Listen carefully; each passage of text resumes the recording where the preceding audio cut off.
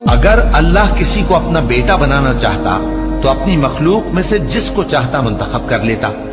وہ پاک ہے، وہی ہے اللہ جو اکیلا ہے، بڑا زبردست ہے۔ اسی نے آسمانوں اور زمین کو تدبیر کے ساتھ پیدا کیا ہے، اور وہی رات کو دن پر لپیٹتا اور دن کو رات پر لپیٹتا ہے، اور اسی نے سورج اور چاند کو کام میں لگا رکھا ہے، سب ایک وقت مقرر تک چلتے رہیں گے۔ دیکھو وہی غالب ہے، بخشنے والا ہے۔ اسی نے تم کو ایک جان سے پیدا کیا، پھر اس سے اس کا جوڑا بنایا، اور اسی نے تمہارے لیے چوپایوں میں سے 8 جوڑے بنائے۔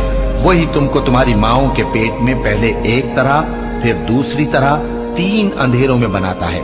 یہی اللہ تمہارا پروردگار ہے، اسی کی بادشاہی ہے، اس کے سوا کوئی معبود نہیں۔ پھر تم کہاں بہہ کے جاتے ہو؟